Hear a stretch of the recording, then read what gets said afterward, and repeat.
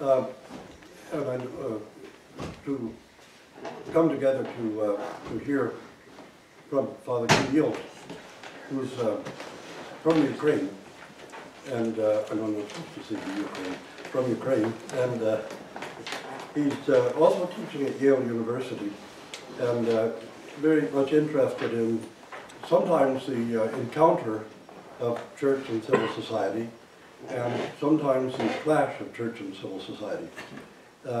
So he's really going to discuss with us today about how our nationalism very often secularizes the church, and I think how our involvement with secular society can end up secularizing the church. Father Kirill is an internationally known lecturer and teacher, archimandrite of the Ukrainian Orthodox Church in Ukraine, and formerly part of the Ministry of External Affairs for the Ukrainian Kievan Patriarchy.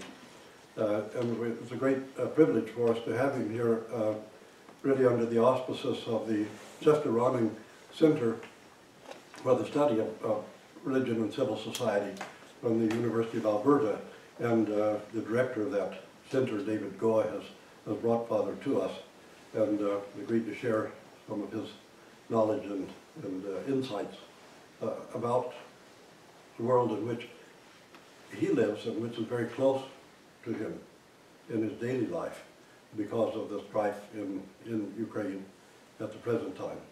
And so we welcome Father Kirill and look forward to hearing what he has to share with us.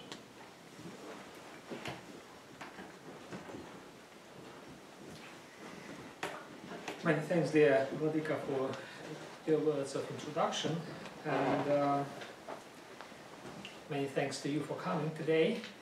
I look forward to our discussion after this presentation. I should say that it's not really common for me to have an academic talk in the church. I don't know how often do you go to academic talks in the church, but I think it's remarkable in many senses that we have some sort of synthesis between academia and the church, not an always successful synthesis. Hopefully this time it will be successful, and this exchange and conversation that we will have today will help both academic discourse and the church life. That is the purpose, to my understanding, of the Roman Center. This is the purpose of this monastery, and I think they match together very well, and the result of this working together is remarkable. So my talk will be on nationalism, and I just want to say from the beginning the conclusion that I want to come to. The conclusion of this conversation is that nationalism is a form of secularism in the church. And it is a strange form of secularism because it emerges as a kind of reaction to secularism. As many other things emerge in the church as reaction to secularism, and they turn to be secular. Say, one of the most remarkable, probably one of the most striking and worrying reaction to secularism is fundamentalism, which is as a phenomenon which goes back to the 19th century, when secularism as a movement, as an intellectual movement and a social movement, affected the churches, and some of them reacted in this way, exactly by producing fundamentalism. And well, the funny thing about, and the irony about fundamentalism, that even though it fights against secularism, it is a form of secularism itself. Well, to some extent, nationalism is also a form of secularism. Well, nationalism does not fight secularism as such, but its emergence, it emerged simultaneously with secularization movements in Europe and in the New World as well, but primarily in Europe. And I think this coincidence is not accidental. So that is more or less the conclusion. Now I will try to argue for that conclusion, try to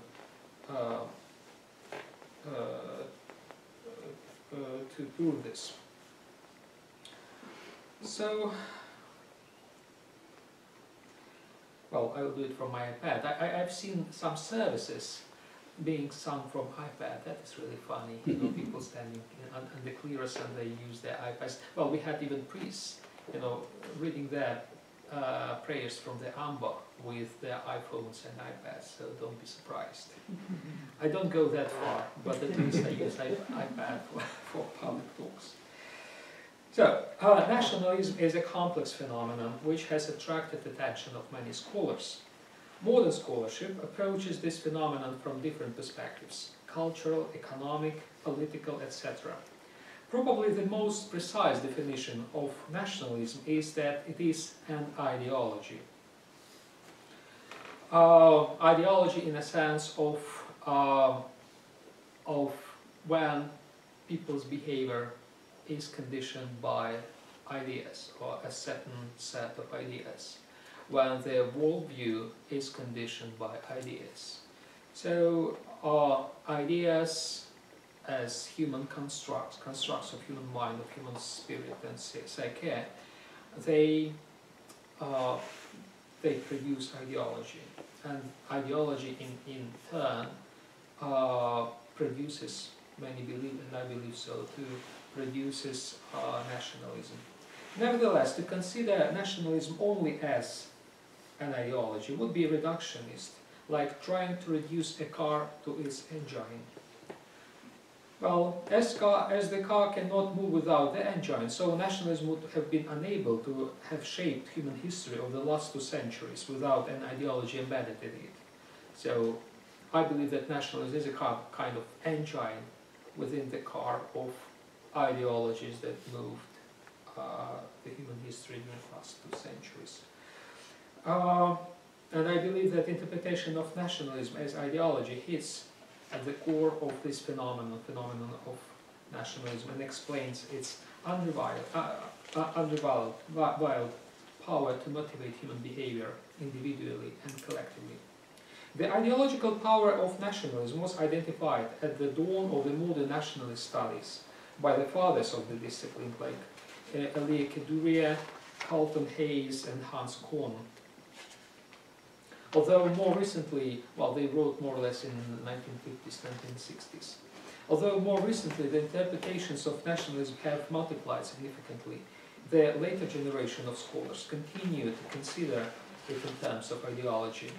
Anthony Smith, for instance, has defined nationalism as, I quote, an ideological movement for the attainment and maintenance of self-government and independence on behalf of a group, some of whose members conceive it to constitute an actual or potential nation. End of quote. And Benedict Anderson, one of the most probably famous explorer of nationalism, defined the national communities as imagined in his famous work, Imagined Communities.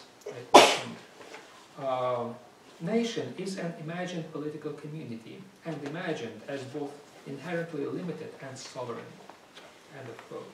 National identity has the same ideocratic nature as any community built on the basis of ideology. The difference between national communities and other sorts of communities is defined in Anderson's words only, I quote, by the style in which they are imagined. Say, if we come back to current affairs, and well, I'm always tempted to refer to the Ukrainian situation. I would interpret the Ukrainian situation as exactly a conflict within the imagined community of the Russian world. And Russian world is, in a sense, is an imagined community in its own style. So there is a diversity, according to Anderson, in styles of communities being imagined. There is a classical style of the communities being imagined, like Balkan style nationalism, and there is a new style, kind of neo-imperial style of imagined community, nationalistic imagined community, which is a Russian style, which is a kind the real driving force of the situation in Ukraine.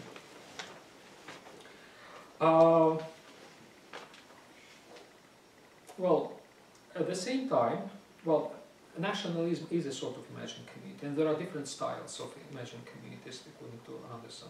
I would repeat that.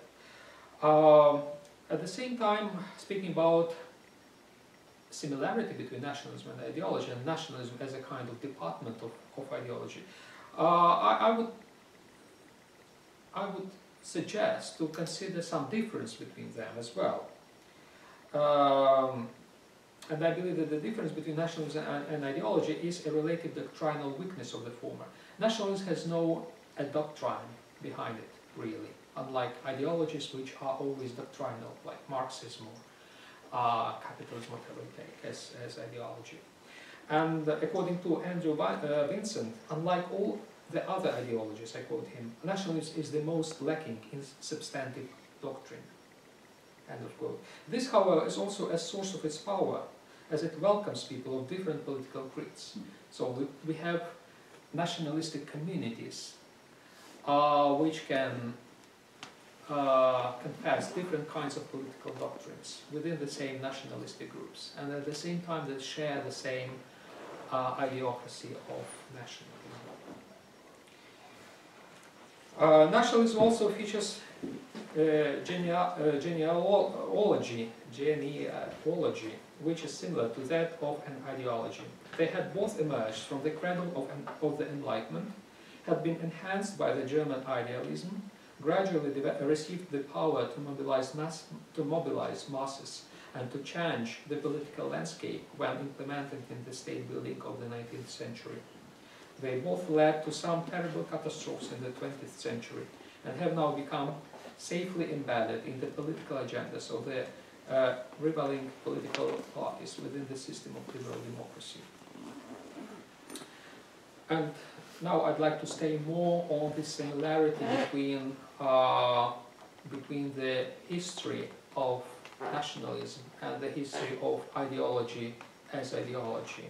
And I find many similarities, revealing similarities, that help us to understand better the nature of nationalism. And in particular, I would say that one of the first features that they share is that both of them, ideology and nationalism, had some kind of prehistoric period. I call this proto-nationalism and proto-ideology.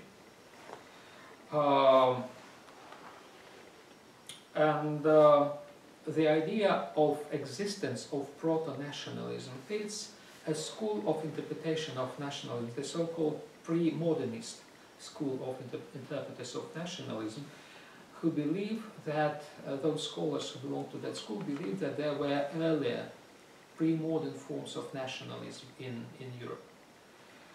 A protagonist of this group of scholars, Anthony Smith, he's British, believes that although nationalism is an offspring of the Enlightenment, modern nations follow the earlier forms of identity, ethnies, which are rooted in the pre-modern religiosity. Hugh Seton Watson, Joran Mendels, and Susan Reynolds found that some nations have been born before the Enlightenment, and the roots of their identity go back to the antiquity. Leah Greenfeld and Adrian Hastings argue that English was the original nationalism in the pre-modern Europe, actually. But English, they are inventors of everything, including nationalism, so they believe themselves. Americans only invented popcorn machines, the rest was invented by British. I agree with that. For Hastings, I quote him, England presents the prototype of both a nation and a nation-state in the fullest sense. I don't want to go to his argument, but he proves in his book that English was really the prototypical nationalism. Indeed, embryonic proto-nationalisms could be discerned in the custom of some countries to venerate and identify themselves with particular patron saints, like England with St. George, Spain with St. James, Serbia with St. Sava, etc. The medieval political propaganda emphasized a distinct Christian character of the proto-nations, like most Christian kingdom of France, Catholic monarchy of Spain, Holy Rus, heavenly Serbia, etc. Later on, the age of the Reformation has produced a number of national exceptionalisms based on the idea of chosenness in imitation of Israel. So the earliest forms of nationalism had to do with exceptionalisms, and they always had apocalyptic character. They always compared themselves with ancient Israel. Thus, Girolamo Savonarola in the 15th century enchanted the Florentines with the idea that they were the elect nation. John Milton believed that the English were the nation chosen before any other like Zion, and enjoying God revealing himself primarily to them. I believe that.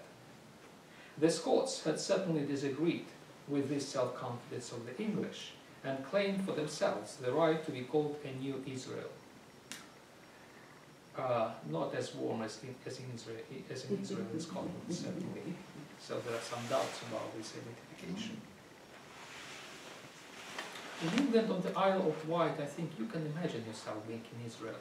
Yes, warmer is much nicer there than in somewhere in Highlands. Across the Channel, the Dutch entertained the identity of the new Zion. English Puritan, Scottish Presbyterian, and Dutch Reformed exceptionalisms, which had been restrained in the Old World, bloomed in the New World.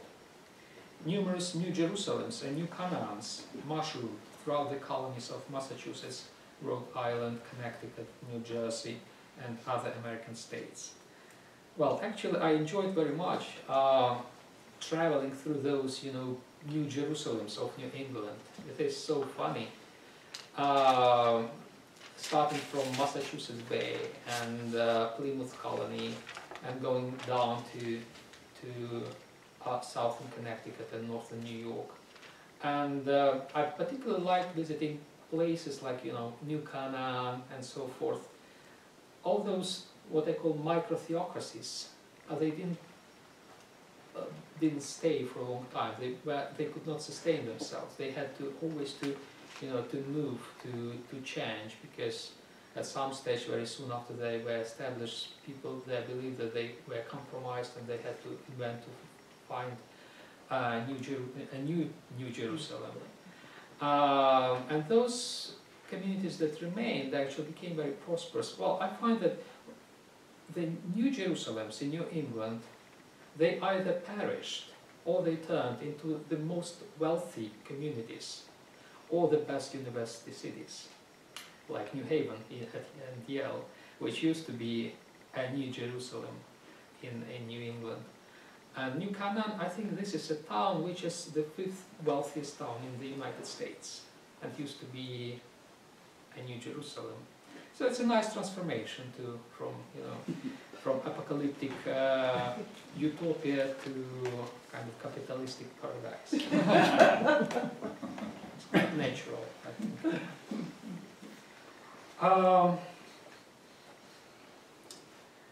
In Muscovy, well, Muscovy is the name of Russia in the Middle Ages.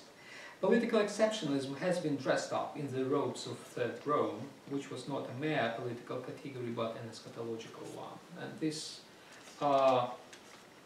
sequence of embodiments, incarnations of Jerusalem in the Middle Ages can be continued. There are no exceptions in exceptionalism in the Middle Ages. It was so common, this kind of exceptionalism. Well, they of course clashed with each other because everyone called exception for themselves. There were too many of them. In the Middle Ages, religion was pregnant with nationalism, therefore. And exception, this kind of eschatological exceptionism, was a form of pre-modern nationalism. And this nationalism became particularly visible and ready to be delivered on the eve of modernity. Anthony Marx, not to be confused with Karl Marx, has built his study of nationalism on the assumption that nationalism emerged from the religious intolerance in Europe in the 15th century. The nationalistic dimension of the late medieval spirituality became more emphatic in the era of Reformation and confessional wars. Alexander Steele, in his overview of the scholarship of on this issue in the New York Times, there was a nice overview of entire array of opinions about nationalism, early nationalism, published by the New York Times. They do sometimes good stuff. And I quote him, leaders in the period of Reformation used religion to consolidate their own power, turning themselves into both political and religious leaders. Before full-blown nationalism, religious passion was the one popular emotion that could bring masses of people into the streets. And Europe's rulers understood that it could be used to make or break a state. End of quote. This led to a situation when, according to Louis Namer, religion became a 16th century word for nationalism. This can be an overstatement, but it hits some kind of reality. So, during pre-modernity, the elements of proto-nationalism, just as with the elements of proto-ideologies, were restrained by the universalist frame of Christianity. So, Christianity somehow did not allow local nationalism to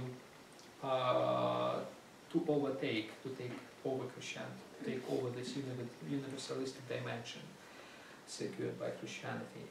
The era of the Enlightenment, however, removed the old framework of Christianity, and the pre-modern society pregnant with nationalism delivered it under the pressure of secularization. Nationalism departed from religion and turned into an independent phenomenon. In turn, modern nationalism presents a significant upgrade of its pre-modern form. This is the standpoint of the School of Modernists, another school in studies of nationalism, who argues that nationalism is an exclusive phenomenon of modernity.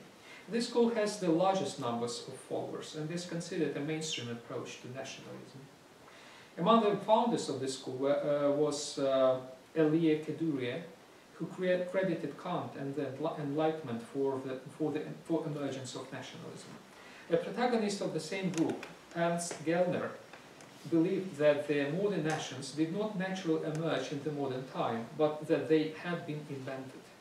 I quote him, nationalism is not the awakening of nations to self-consciousness. It invents nations where they do not exist. So first was the idea of nation, and then nation as a reality followed. That is the point of this school. Nations appeared from the erosion of the traditional social structures and from the industrialization. Eric Hobsbawm, a famous scholar of nationalism, supports the idea of nationalism as an offspring of capitalism. In his book Nations and Nationalism since 1780, he traces roots of nationalism back to the French Revolution. For Benedict Anderson, who also keeps the modernist line, nationalism was an outcome of the print revolution and the substitution of Latin with vernacular languages. From the modernist perspective, the key figure of nationalism is regarded to be Jean-Jacques Rousseau. He made the concept of a nation central to the political thought of modernity. He connected this concept with the idea of social contract, his famous contribution to political science. People who agree to accept political authority act as a nation. They belong to it regardless of their birth, wealth, and religion. Rousseau endowed the concept of the nation with political authority, which until our days works as a source of political legitimacy. The ideas of Rousseau have flourished and borne fruits, sometimes unexpected ones, on the German soil. German philosopher Johann Gottfried von Herder has developed Rousseau's ideas further in the spirit of Romanticism. He was less interested in the contract theory, social contract theory, and more in the nation as a new bearer of authority. He saw the key feature of a nation not so much in the voluntary agreement of the citizens, but in the language that unites them and constitutes their shared identity.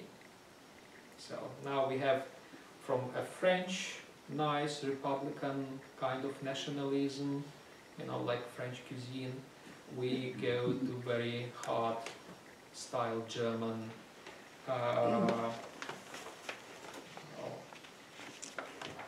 sausages.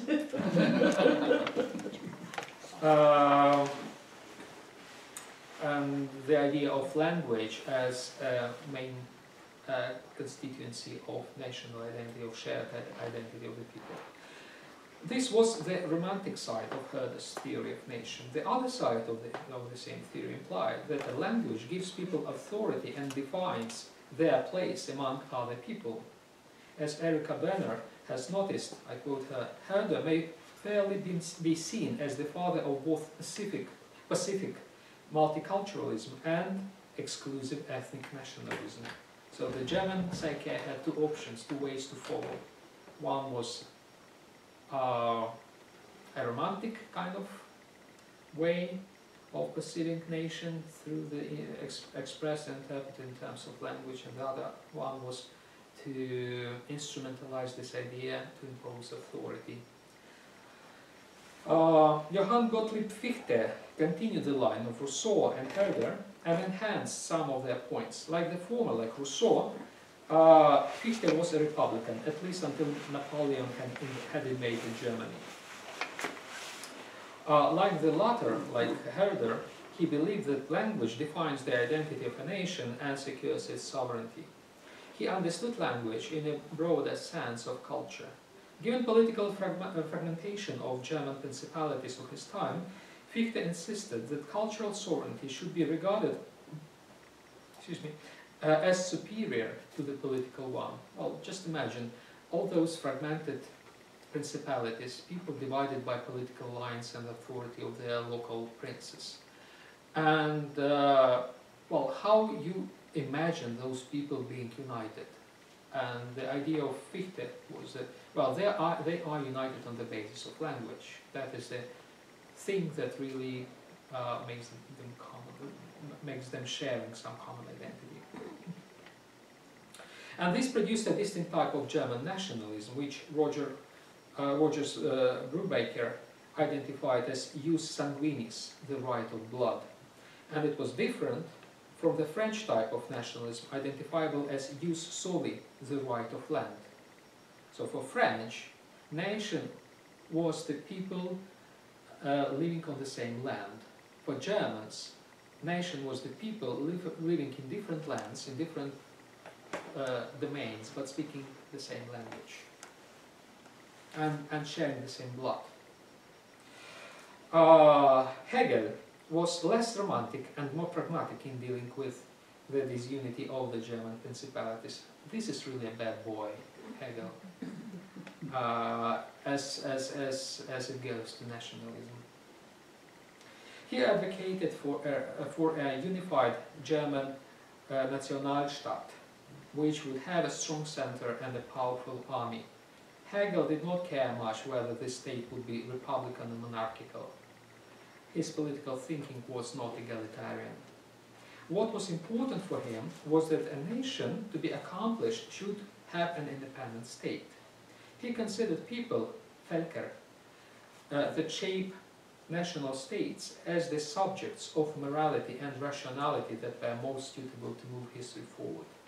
So a nation is a subject which embodies the spirit, and through the nation, the spirit moves the human history, according to Hegel. And the nations compete to each other, and the strongest one wins, even through the war. Hegel considered war as something inevitable and even natural. And there was a whole school of his followers, I don't want now to go into detail, who interpreted Hegel in exactly these terms. And probably the culmination of this neo-Hegelian interpretation of nation, we find it in the words of a co-founder of the German Empire, Marshal Helmut von Moltke, who, together with Kaiser Wilhelm, actually founded the empire on the basis of Prussia. And he thought in the same way with Hegel. War to him was a part of God's order. I quote him, "Eternal peace is a dream, and not a beautiful one at that. And war is a part of God's ordering of the world. In it, the noblest human virtues develop: courage, self-abnegation, loyalty to duty, and willingness to sacrifice one's own life. Without war, the world would sink into a quagmire of materialism. End of quote. This statement contains two messages. First, that the war can be justified and is even necessary when it serves idealistic goals. Second, that such a goal can be the fight against those neighboring peoples who are not spiritual enough. Well, this resembles very much what is going on in Russia nowadays. I mean, people find justification to send nukes to the West because the West is godless, and because they consider themselves as spiritually superior to other nations. That's where all this rhetoric of Holy Rus and special, enigmatic Russian soul and spirituality ended up eventually in sending nukes to, or threatening the Western countries to eat some nukes from Russia. And what is more horrible, that it finds theological justification for this, and I'm coming to that.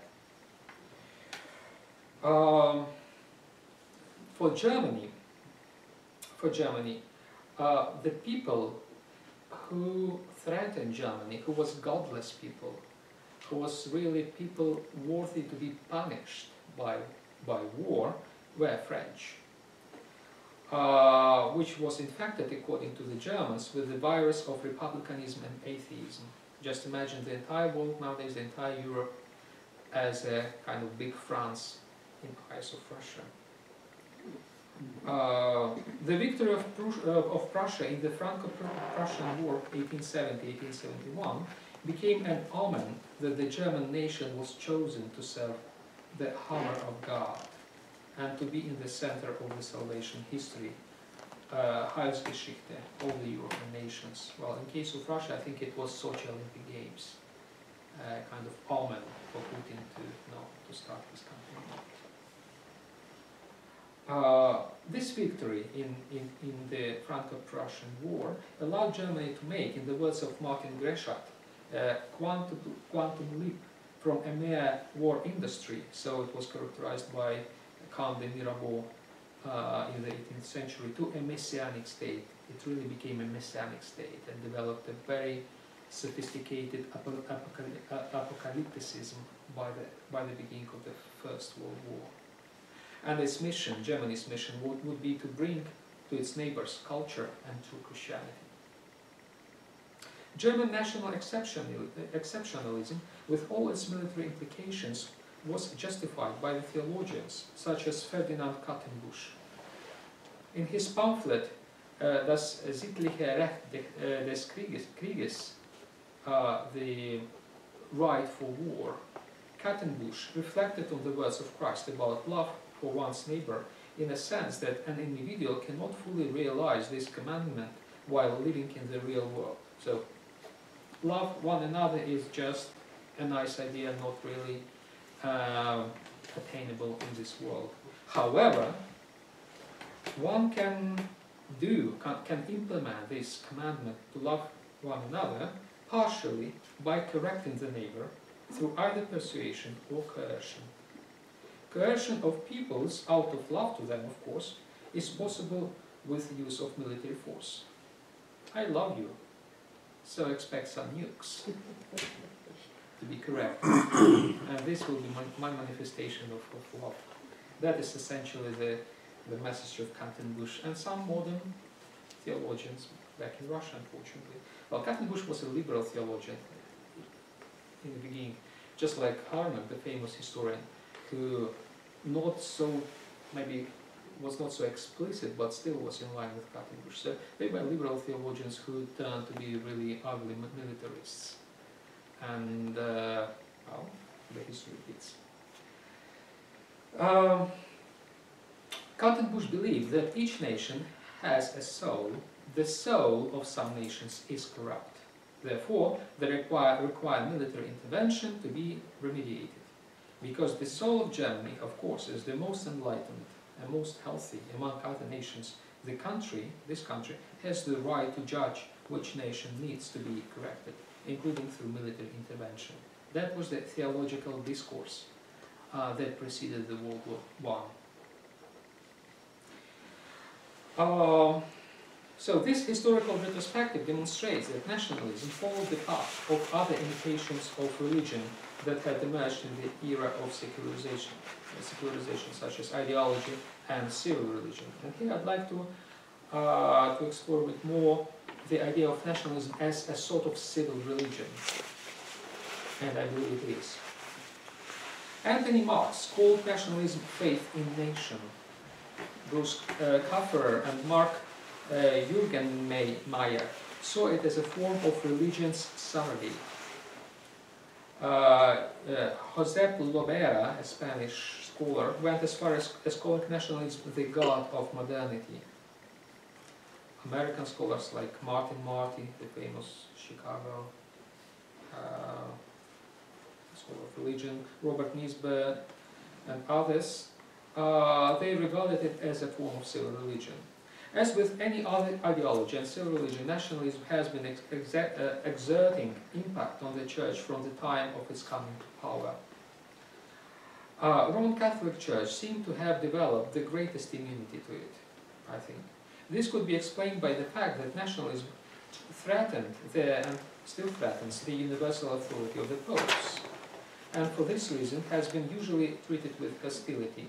Historical forms of Catholic nationalism, such as Gallicanism and Febronianism, have been promptly rejected by the Church, by the Catholic Church. Quite surprisingly, however, the Roman Catholic Church failed to develop an official teaching on nationalism. We don't find really a consistent and official teaching of the Catholic Church on nationalism. More vulnerable to the charms of nationalism were the Protestant and the Orthodox churches. The latter reached the point of self-identification with nations. Now, we discuss in the Orthodox milieu as a huge problem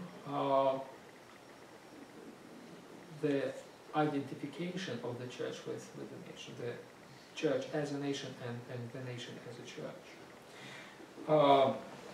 For the Orthodox churches, national identity became a form of locality, which constitutes the basic principle of organization and self-perception of the Eastern churches. So while the Western Christianity has developed an idea of universal Christianity, the Eastern Church historically stayed with the idea, with the concept of local Christianities, and we linked with this idea of local Christianities for centuries. And in the 19th century, this locality suddenly became identified with nationality. So nationalism as a kind of as a new form, modern form of locality in the Orthodox Church. At the same time, locality is not the only explanation why the Orthodox churches have identified themselves with the ethni, the nations. The explanation lays also in the shift of political authority incurred by nationalism. I will explain what I mean. During the late antiquity and Middle Ages, monarchs were invested with authority which came down directly from God. Rulers and nobility who shared in authority enjoyed their rights by the virtue of birth. They were the natio, a Latin word which derives from another Latin word nasci, the verb nasci, to be born. In the medieval Europe, natio was associated primarily with authority. Well, I was born as a nobleman, and this gave me extra authority in comparison with other people who were born to the middle classes or lower classes, right? So natio, from the very beginning, was associated with the authority. Where the center of authority is, there the natio is, or vice versa. In the modern era, authority of the privileged natio shifted downwards and was bestowed upon all people who now constituted a new natio. So in the Middle Ages, authority was confined to a very narrow class of people. In the modern era, with development of different forms of republicanism, authority became associated with people. Hence is the elected democracy and so forth. And natio went there to the people. Okay? From the elected class, down to the people. And the new Nazi, in the words of Benedict Anderson, was imagined, I quote him, as sovereign because the concept was born in the age in which Enlightenment and Revolution were destroying the legitimacy of the divinely ordained hierarchical dynastic realm. End of quote. So, nationalism changed the orientation of sovereignty from vertical to horizontal. As Anderson continues, regardless of the actual inequality and exploitation that may prevail in each, the nation is always conceived as a deep horizontal comradeship. End of quote. From its very inception, thus, nationalism was republican. Rousseau, and let us remember now Rousseau, envisaged it as egalitarian and was credited as forerunner of both the idea of democracy and the idea of nationalism. So from the very beginning, the idea of nationalism was connected in modern time, as a result of the Enlightenment, was connected with the idea of republican rule, of sharing authority by the people. And I think this is exactly what hooked the Orthodox Church in nationalism, what made nationalism attractive for the Orthodox Church.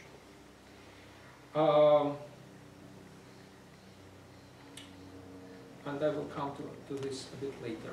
Now I just want to say that about another distinction that some scholars draw between two types of nationalism. One is the ethnic and the other one is the civic nationalism. And both they go back to Rousseau. Hans Kohn, a modern scholar of nationalism, identified them with the Eastern and Western political cultures correspondingly. So the Eastern culture emerged within the Austro-Hungarian, Russian and Ottoman Empire.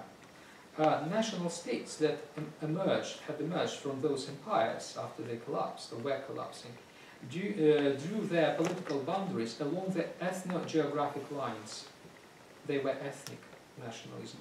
Not citizenship, but folk-style nationhood, the German-style nationhood, determined identity and aspirations of the Eastern nations. In the West, nationalism, according to Kohn, equated nation with citizenship. Leah Greenfield interpreted this distinction as a collectivistic authoritarian versus individualistic libertarian nationalisms. It's a bit of sketchy, it's a bit of over simplification, but there is some rationale in that. It seems that nowadays ethnic nationalism is more applicable to the Eastern churches. However, some nuances should be taken into consideration before one arrives at such a conclusion, condemning the Eastern churches for adopting nationalism.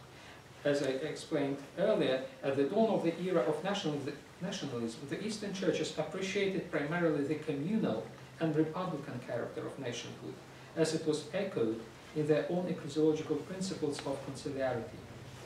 The transition of the Eastern Christian identity from more religious and universalist genos, the Greek word, we like to say in the Orthodox tradition that, well, before nationalism, before the era of nationalism, there was a genus in Latin, of Christians, which embraced all the Christians regardless of their national identity, and then this genus broke into nations, and this is again an oversimplification, because the universalist genus transformed into particularist ethnos, nation, not directly, but with some important stopovers at the points where communality and solidarity of the people was more important for the church than their ethnic identity. So my point is that the churches did not become nationalistic out of blue. There was a reason, and the reason was the innate feeling of conciliarity of the churches. And because nationalism at its earliest forms suggested, and it was per se a form of conciliarity, it signified this shift of authority from the elected to the entire people. It somehow hooked the churches, and the churches embarked on it. Another nuance is that, unlike the Roman Catholic Church, the Orthodox churches have condemned nationalism. Well, that is a paradox. The Catholic Church almost, well, doesn't have nationalism, and at the same time it has not condemned it. The Orthodox Church, we identify ourselves with nationalism, and we have condemned it as a heresy. This happened in 1872 at a council in Constantinople with participation from the majority of the Eastern churches. The council dealt with the struggle of the Bulgarians for their own church, independent from the Church of Constantinople, and the Bulgarian effort was regarded as nationalistic and rejected as heresy, called Philetism or ethnophilitism. This term comes from the Greek word phili, a tribe, and literally means tribalism. So the Church condemned nationalism as a tribalism. The conciliar condemnation, however, did not help to heal Philetism in the Bulgarian Church. Moreover, more churches, including those who sent their representatives to the Council of 1872 and who condemned nationalism, became infected with the same disease, which is now regarded as one of the most common in the modern Orthodox world. I'd like to quote now a rather extensive text from Sabrina Ramet, who found exact words to present the situation with Philetism in the Orthodox world. It's nice, it's entertaining, that's why it's more entertaining than my text, so I'd like to read it. The Russian Church, for example, she says, has long identified Russian nationality with Orthodox religion, and most Soviet citizens assume this linkage through the end of the 1920s. Moreover, even today, some dissident voices in the Russian Church seek to rehabilitate church saints as authentic Russian heroes, hearkening back to the belief of the early 19th century Russian playwright Griboyedov that the Russian feels fully Russian only in his Orthodox Church. Closely linked with the Ukrainization drive of the 1920s, the Ukrainian Autocephalous Church was likewise a nationalist church, as are the Balkan Orthodox churches. In the early years of this century, the Bulgarian and Greek churches competed actively for jurisdiction in Macedonia, with the Bulgarians appointing parallel bishoprics to rival the Greek ones, and the Greeks responding by backing Turkish repression of the Bulgarians. The Bulgarian Church has preserved its nationalism to this day, celebrating with pomp the 100th anniversary of the liberation of Bulgaria from Ottoman rule in 1978, and continuing to insist that the Macedonians of Yugoslavia are ethnic Bulgarians who should be stripped of the Autocephalous Church and placed under the Sofia Patriarchy. In neighboring Romania, the Iron God and its associated organization, the Legion of the Archangel Michael, established in 1927, placed great stress on Christian religion, and the Legion opened every meeting with an Orthodox service. Some Orthodox clergymen viewed the Iron God, which briefly held power during World War II, with approval, believing that it would strengthen the Orthodox Church. Even today, the Romanian Church preserves its nationalist demeanor, as can be clearly seen on those occasions when it speaks out on the subject of Soviet-occupied Bessarabia. The Serbian Church likewise is infused with nationalism and sees itself as the bastion of the Serbian people against the threats from the Croats, the Albanians of Kosovo, and the anti-nationalist communist regime in Belgrade.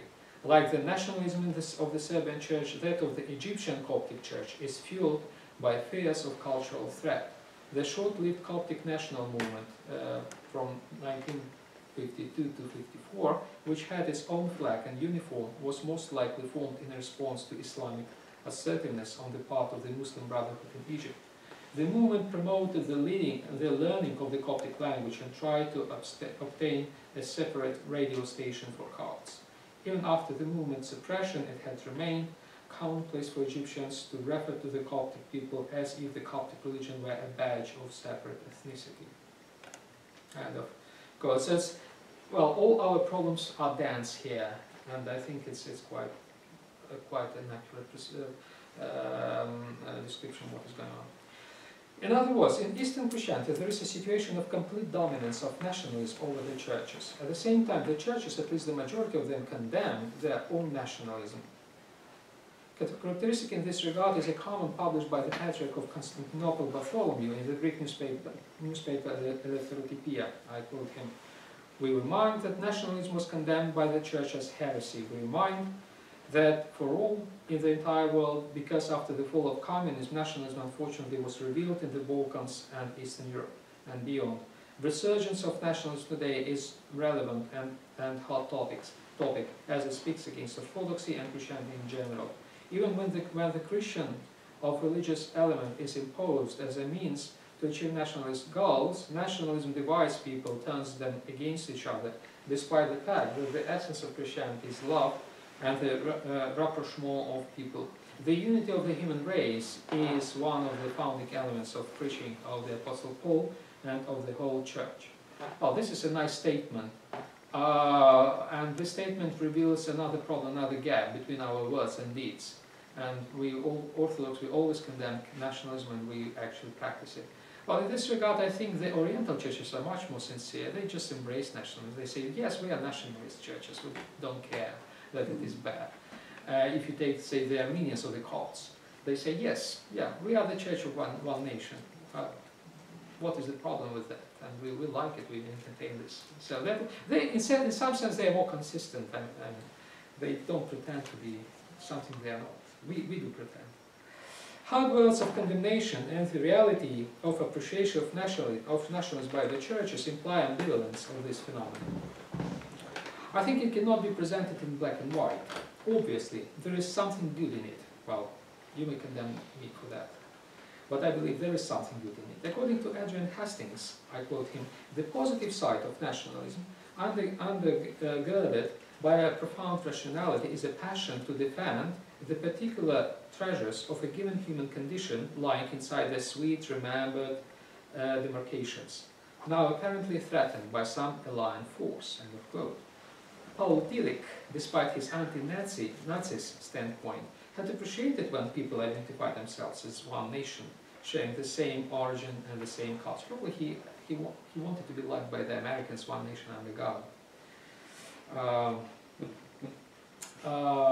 Maybe he believed it, what he said. The warmth of the local embodiment of the church dressed in the national robes is something that makes the Orthodox preferring it to the coldness of the churches universal. I believe that the idea of the church universal is a very cold idea. And I like the idea of local churches because they are warmer. I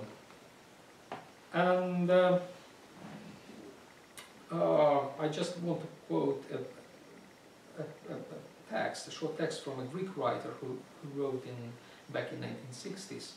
This, if you want, it's a kind of nationalistic statement. He says, Orthodoxy as the Greek people see it today, he speaks about the Greek people, is a national religion, indissolubly woven with the customs and character of these people, the climate and fragrance of the country, its family life, and the passing of the seasons. Its organization is democratic, its language warm, its ethnic stance humane, consistent with the Greek mentality,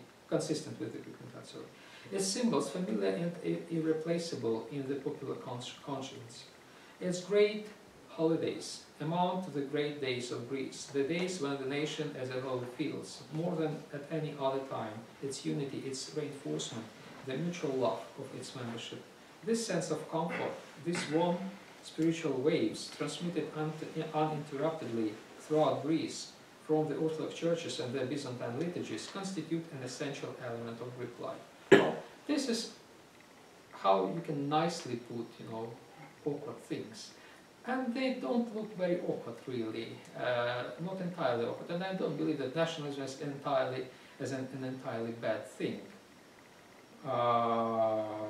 Let me be a bit provocative. So national or even nationalistic identity of the church is a form of locality which counterbalances a strict hierarchical ethos of the church. And here I'd like to argue for one thing. I believe that nationalism in the 19th century in the Orthodox Church emerged as a kind of counterbalance to hierarchism. Why? Because imagine a church strictly hierarchical. There is a stratum of the bishops, then a layer of the priests, and then the people. What they share? They don't share the idea of the same belonging to the church because, well, the upper classes usurped somehow the idea of belonging to the church. But if you share the same origin, ethnical origin, the same nation, And we all, regardless of our position, whether I'm a patriarch, a bishop, or a president, we all belong to the same nation. There is something that we share that makes us equal. Okay? That is one of the reasons why nationalism was adopted. So I believe that nationalism was a kind of a result of a strict hierarchization in the church and a reaction to it. It was not necessarily a healthy reaction, but it was something at least to say to hierarchism. And I believe the way to overcome nationalism is to come back to other forms of egalitarianism within the church.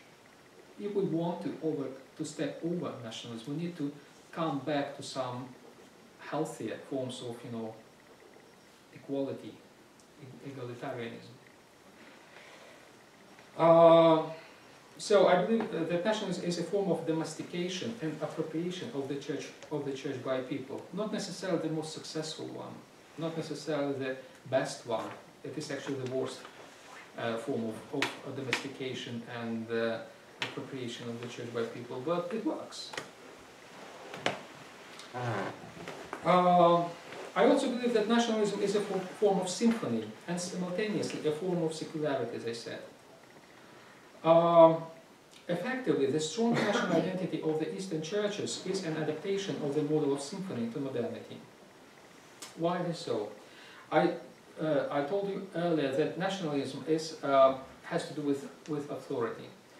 In the Middle Ages, authority was ascribed to the upper classes, to the nobility and to the king. So the church, which was always sensitive to the centers of authority, relied to those centers of authority, not because there was a king or there was noble people, no, because they had authority, and the church liked its savor for authority. Then in the modernity, authority came down from the upper classes to the people, to the nation, and the church immediately reacted. Its locators immediately identified this shift of authority from up to down, and it concluded a kind of truce now with the nation, the ethnos, and adopted nationalism. So nationalism, I believe, is a new form of symphony. Also, not necessarily a good one, not necessarily an excellent form of symphony, but yeah, it is. That's what it is. Symphony is not a good thing. Symphony, I mean the traditional Byzantine idea about relationship between the church and the state. When the church and the state are believed to be in coherence, to be in harmony, symphony, symphonia, for which reason the church in the East was always blamed for Caesaropapism, for being too much about Caesar and less about people. Well, in the modern time, Caesar came down and became the people, and the church continued to be this kind of Caesaropapistic, but now in alliance with the people.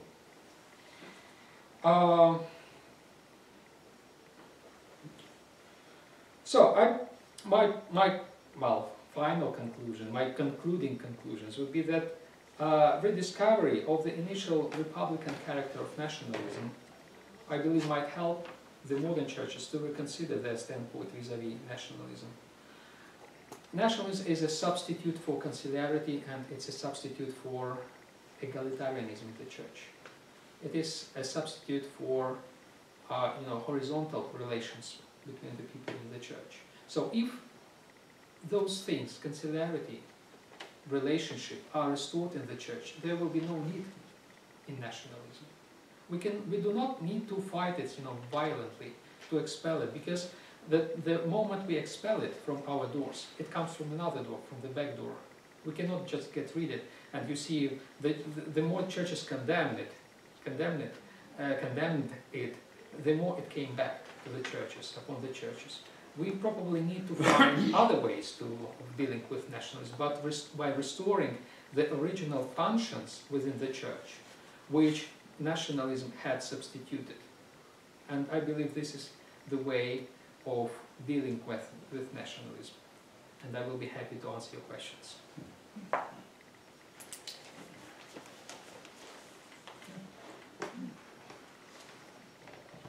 I understand that there's been some discussions taking place between Constantinople and Moscow around how to regularize the relationships of the various Orthodox jurisdictions in North America, in Europe, and Russia.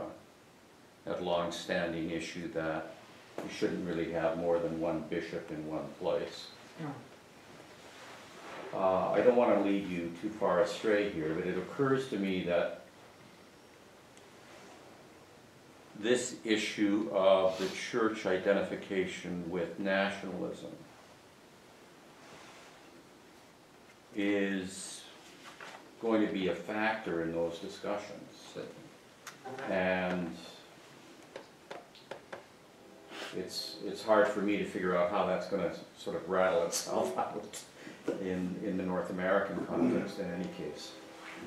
Well, What are your, do you have any preliminary well, thoughts on first, that? North America is not important for the interlocutor discussions. It's very marginal. Yeah. I think it is a painful idea to understand in North America that, well, we are not really exceptional and we are not important to the interauthors. It's not what we normally understand Yes, ourselves to exactly. be. Exactly. Normally we understand, yeah, people in North America, they say, well, they think of themselves as exceptional, but not for the interauthors discourse.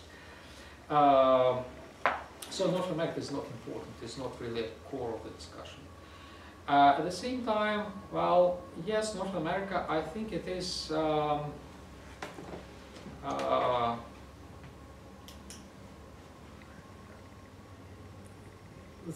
there is a number of nationalism in this context. National churches, they cherish their own identity, national identity.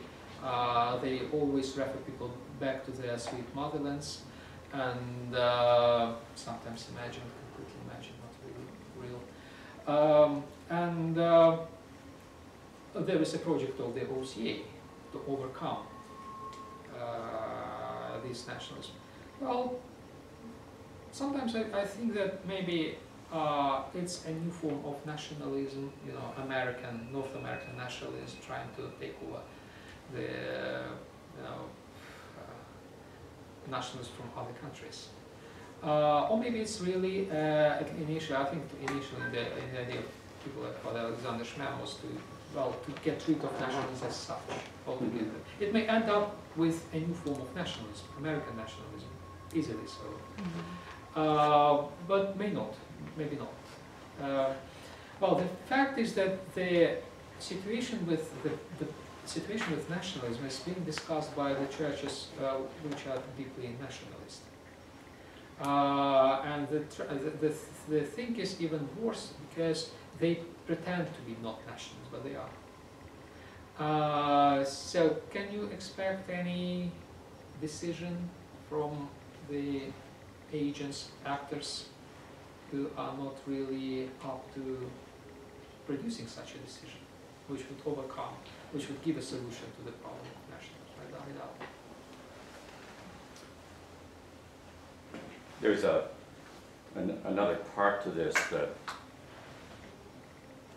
that I couldn't help but ponder as you were laying this out, and that is there is a deepening pluralism, at least in parts of Europe, and also in some countries which have historically seen themselves as Orthodox, particularly regarding Islam.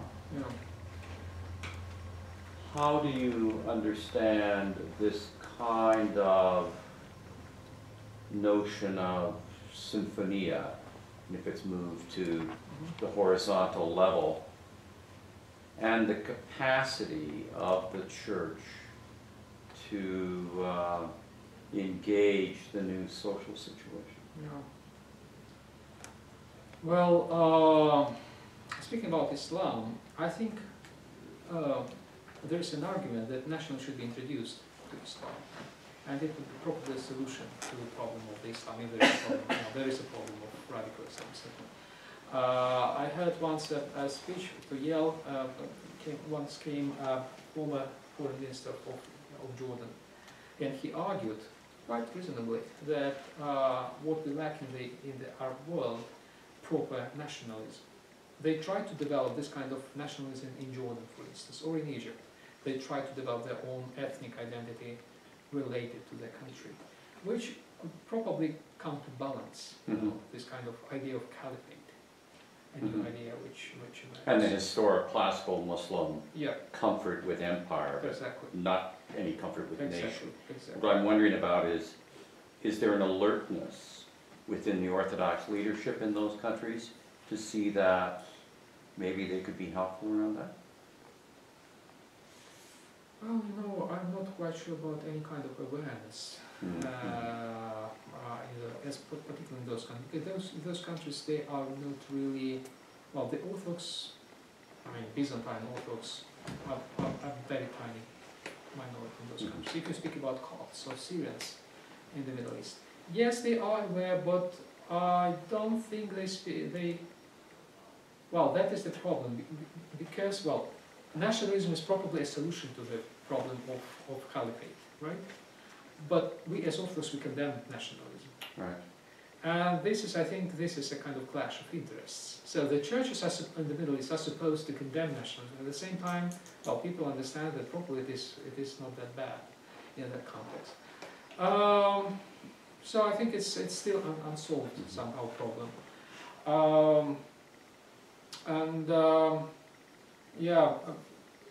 Speaking, well, that's concerning Islam. Well, in this regard, yes, the churches, if I can summarize the rest of your question,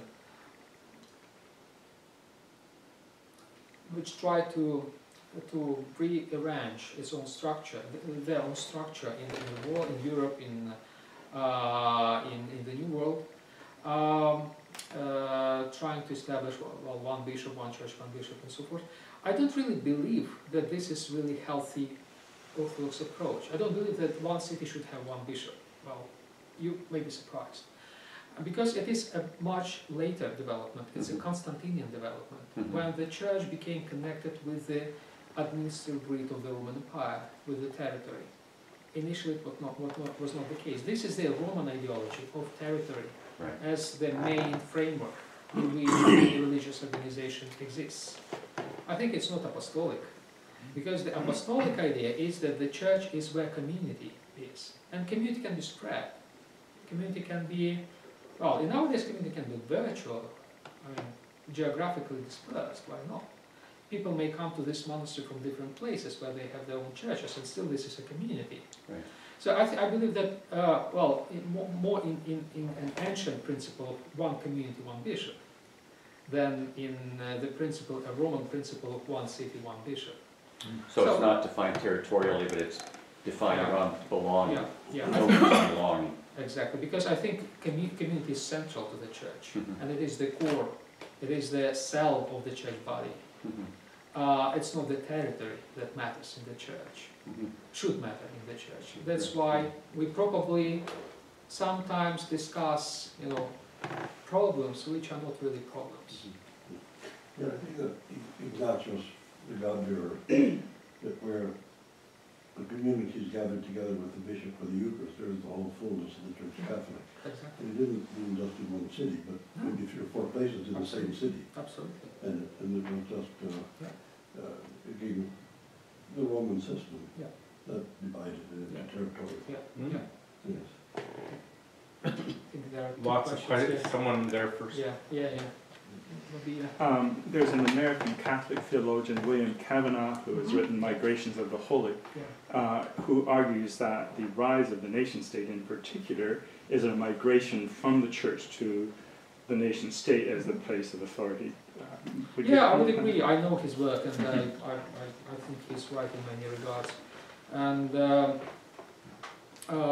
that's why I argue that nationalism is a form of secularization, as a form of emancipation of the people from the church.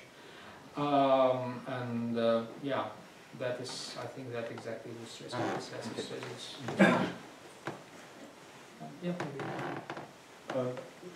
In the 60s, we sort of had a resurgence of Canadian nationalism, and that was all about largely about resistance to becoming a vassal state of the U.S.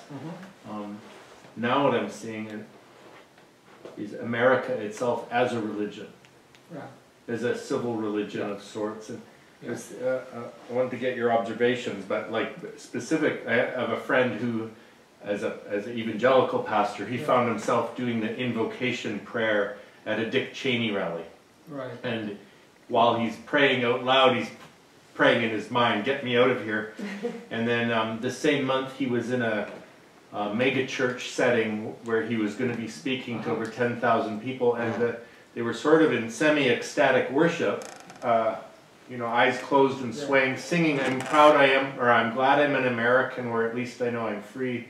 And on the overhead screen there was F-15 fighters flying across, and so he would call that America itself a religion with a thin plastic veil of Jesus' face over it or something. What's your observations? Well, that's very true. Well, this phenomenon has been explored extensively in the American context by people like Robert Bella, for instance, who passed away recently.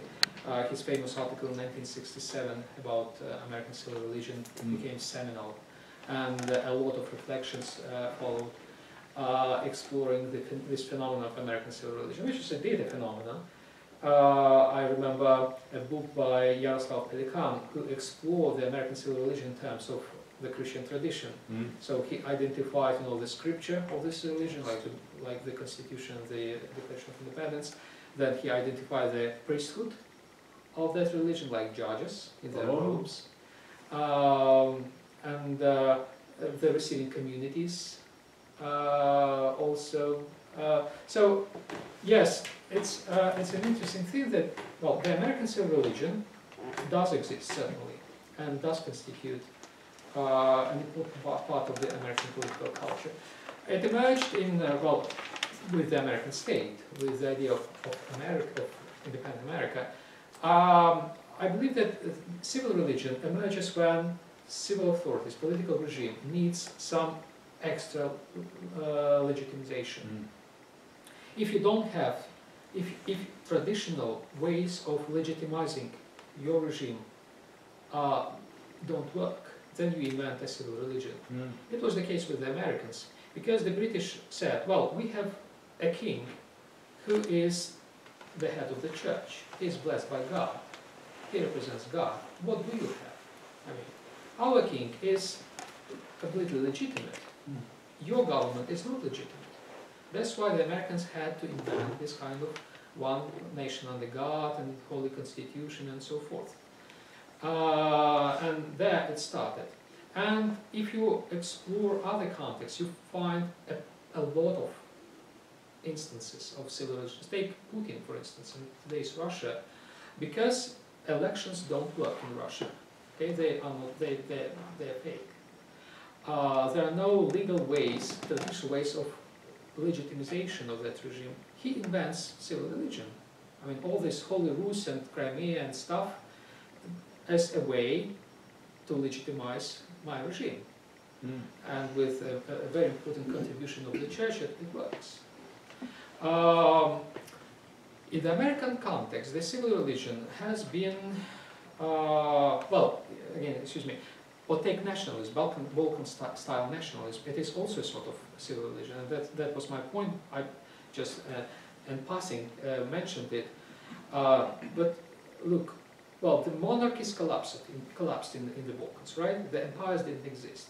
The new governments came to power, and they had somehow to legitimize themselves. And nationalism, as a civil religion, played its role in legitimization of those governments. So in the American context, a civil religion was mostly praised and received positively. But I believe that as a phenomenon, as a universal phenomenon, it is controversial at least. And in some other contexts, it plays very bad and counter-constructive, and it damages the church, what is important. Because if you take the Balkan style of civil religion, nationalism, or if you take the Russian world as a new kind of Russian style of civil religion, they harm the church immensely. And I would be more cautious to say the least, in treating civil religions. Thank you. Yeah, yes, please. Yeah, could you discuss the clash between Russian and Ukrainian nationalisms and how the church is either being assimilated into that or transcending it? Well, what is happening is in Ukraine, I believe, is a clash of two civil religions. One is a Balkan-style civil religion of nationalism, and the other one is an imperial or neo-imperialistic style of civil religion, which is the Russian world. That's why the conflict is religious, I believe. It is highly religious, otherwise people would not kill each other if they were not motivated religiously. But I think what is emerging in Ukraine is a kind of church getting rid of civil religion, of turning church. The churches, some churches, not necessarily all of them, they begin producing some statements and projecting some ideas where you recognize, well, this is the church. It's not just a civil religion, you know, just a political institution. This is the church. And this is a kind of church mind that emerges out of this clash. And that's why I would say that, well, in terms of, as the conflict in Ukraine, the war in Ukraine, produces really a civil society, a very strong civil society, in political, say, terms. In church terms, it produces kind of ecclesiality which is, I think, quite desirable. And we need to explore I think, to explore it. It is very interesting, it is very helpful and extendable to other contexts. Yes, please. Спасибо. I'm not a member of the Orthodox community, but pursuant to one of the earlier questions, it's fascinating to me that perhaps when we look at the North American scene, we look at civil religion. A word you didn't use was the word patriotism. Yeah. And I guess one part of the question is patriotism, in effect, a kind of a cultural identity that in many ways, like either today or tomorrow or the next day, Ted Cruz is going to go to Liberty University, Jerry Falwell's moral majority, wrap himself in the flag and evangelical Christianity and announce his candidacy for president. It seems to me that's a pretty strong credo nationalism, if you will. And it seems to me, and where does patriotism fit into all of that? It depends on the context, because in different contexts, patriotism is used, the term is used with completely different, sometimes opposite meanings. Sometimes patriotism is conceived, at least in our context, Ukraine, as opposite to nationalism. Patriotism is when you like your own fatherland or motherland. Nationalism is when you hate other motherlands. It is one of the understandings. I don't know really if it is really possible just to love your own motherland and not to hate others. So it's not really safe, I believe, to love your motherland, you know, without any critical, you know, approach. Yes, patriotism in the American context is related to the civil religion, certainly. It is a basis of the American political culture, certainly. Has to do with, well, with all those British things and very petty, yes.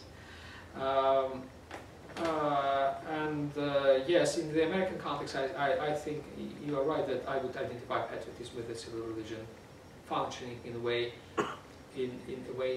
of, you know, trying to produce your own political force, your own political representation, to impose your policies upon the rest, and which is good. Well, I believe, speaking about the American political culture, it emerged out of clash of two completely opposite things: the French republicanism and the most severe nonconformists, Christian nonconformists, or Puritans. They are the opposites. They are completely irreconcilable. You cannot imagine a situation where they can be reconciled. And at the same time, yes, they became reconcilable. They produced the American political culture, and they appear to be the most successful political project of modernity. All those, utopias, Puritan utopias, they were invented in Europe, but they could not be planted there because the establishment was too hard.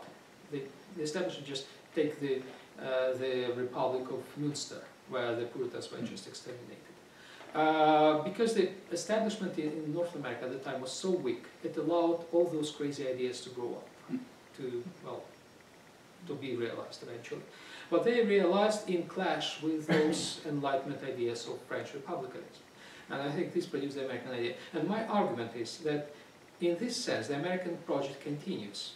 Even now, you see the clash of democratic, kind of liberal democracy and evangelical South Bend, political mind. It is still there. The only thing that Northeast is not anymore, the Northeast now became the South of the United States. And the French ideas of republicanism were replaced with the American ideas of liberal democracy. But still, the clash is there, and I think it is good because it means that the American project continues.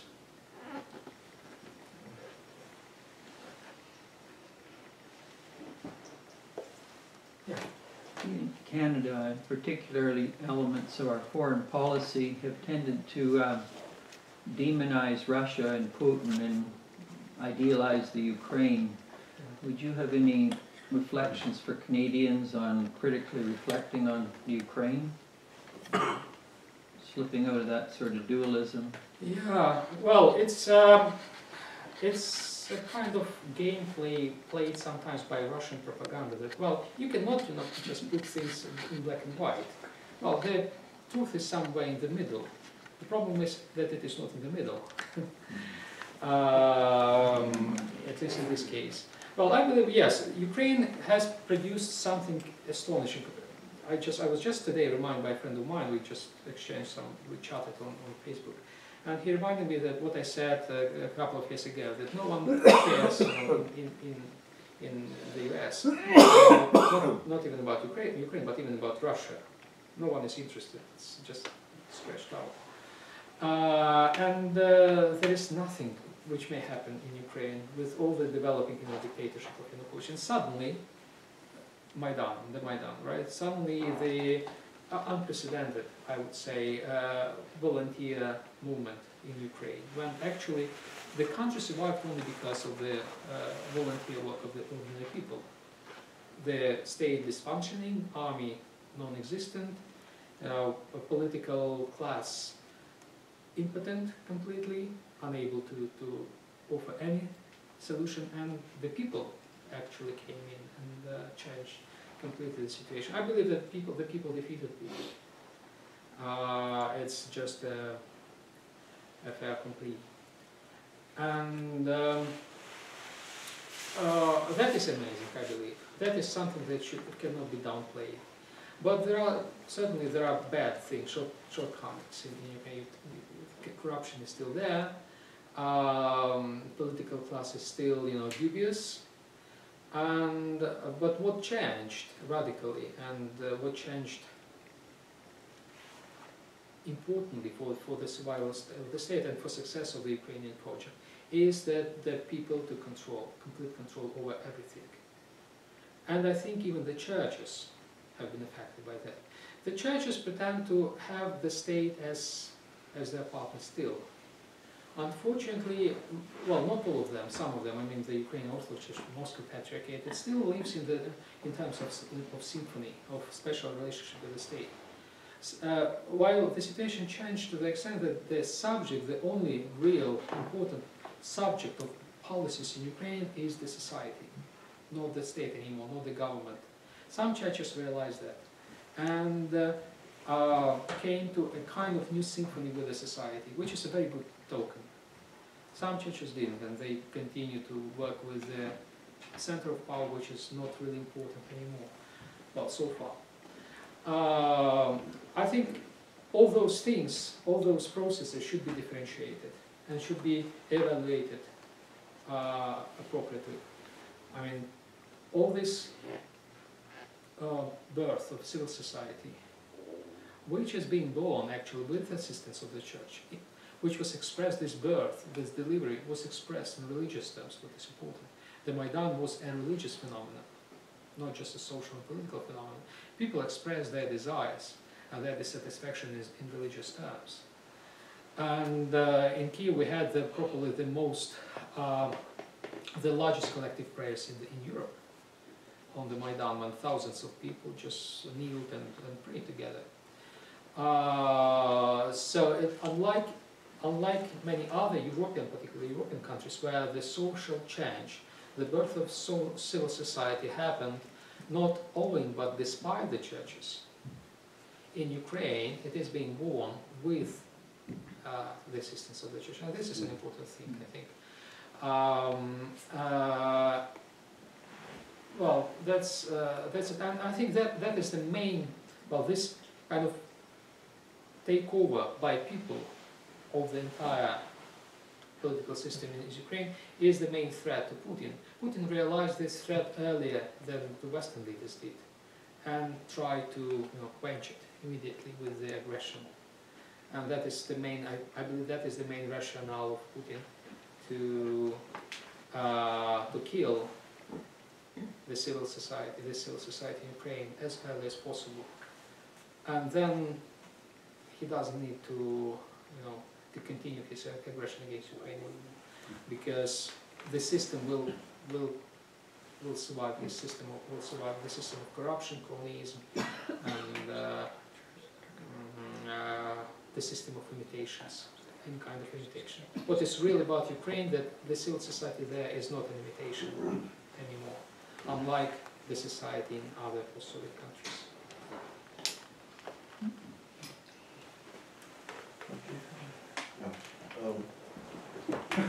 Ron, when is the schedule for the university lectures? People? Sure, for those who want to come this week, Father Sear will be giving a lecture tomorrow morning from 8:30 to 11 at University of the Fraser Valley. He'll be giving a lecture in the afternoon. So the lecture in the morning will be in my ideology and politics class. Lecture in the afternoon, well, it's an upper level, 4th year level class on religion and politics. That'll be from 1 to 3:50. And then Tuesday he will be back in my class, a 3rd year level class in the afternoon from 1 to 3:50. That's a Western Peace Traditions class. Wednesday afternoon there'll be a lecture, that'll be ideology and politics again from 1 to 3:50. And then we're going to do something here Wednesday evening. That was on the brochure. I don't know if yours. Yeah, Wednesday at 3, because we have the liturgy at 7 in the evening. So we can have, I think, kind of a forum, some kind of an open forum on Wednesday. Okay, and then Thursday evening. But Archbishop, you said at 3 you wouldn't be done, would you? Yeah. On Wednesday. Wednesday, yeah. What time are you finished? It's 1 to 3:50. Oh, no, you won't. Well, there wouldn't be anything here on Wednesday because we have the liturgy at 7 Okay. in the evening. But Chilliwack, That'll be Thursday evening from 7 to 9, probably go from 7 to 9. We'll be at Chilliwack campus. do you have a poster at the main entrance of the university toward the cafeteria? I don't think there's one in the main entrance. I can put one up. Well, it wouldn't be great here. I'll probably go and see if I Maybe can some get off- some copies. them up. We'll need to find the classroom, You could maybe email out to everyone, Ron, that's interested that hasn't received it. But you sent an email out with all the locations and that. And, Actually, if you send me something, I can put it on Clarion.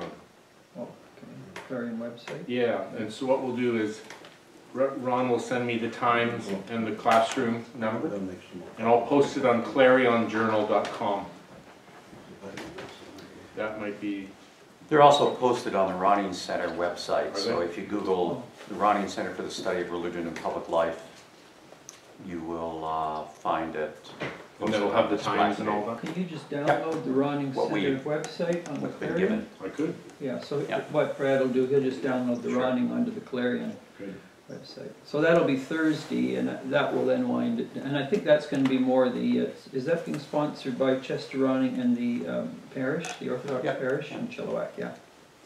And that's going to be on. That won't be a formal course. That's going to be what, on faith and society, a lecture. Okay. That's pretty formal, Ron. Only for you Anglicans is that not formal. I want to thank you so much for this. This is excellent.